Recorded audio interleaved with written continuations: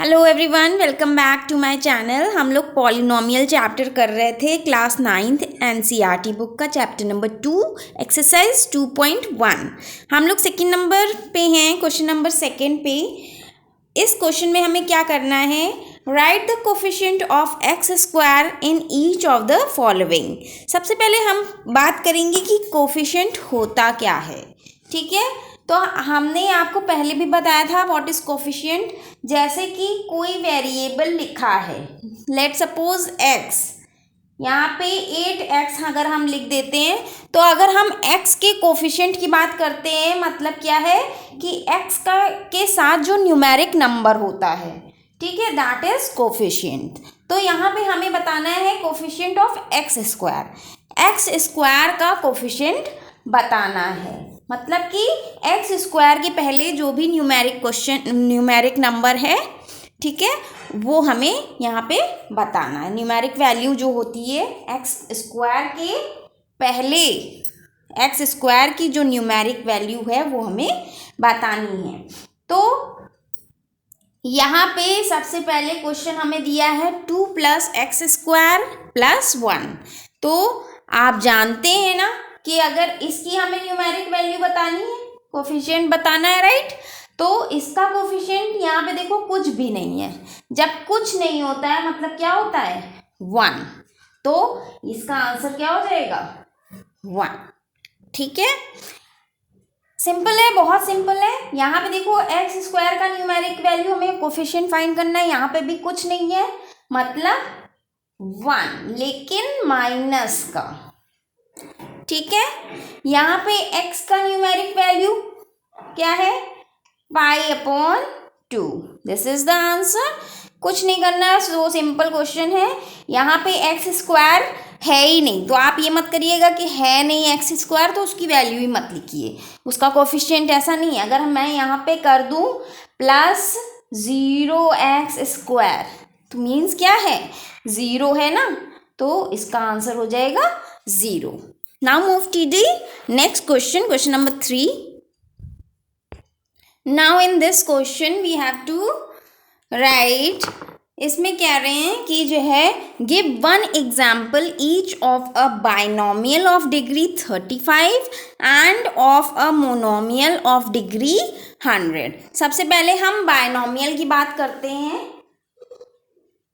Binomial क्या होता है, बायनोमियल वो होता है जिसमें 2 टर्म्स होती हैं। लेट सपोज 2 टर्म्स होती हैं। क्या होता है, बायनोमियल जिसमें 2 टर्म्स होती हैं। फॉर एग्जाम्पल अगर हम बात करते हैं, जैसे लिखा है आपके पास 2x² + x, ठीक है, 2x² + x। तो देखो यहाँ पे एक टर्म ये है और एक टर्म ये है, तो इसमें 2 टर्म है, मतलब ये बायनोमियल है। और दूसरी चीज हमें पूछ रहा है क्या, मोनोमियल। ठीक है, तो हम लोग ये पहले भी पढ़ चुके हैं what is binomial and monomial. इसमें एक टर्म होती है, ठीक है, मोनोमियल में ओनली 1 टर्म होती है।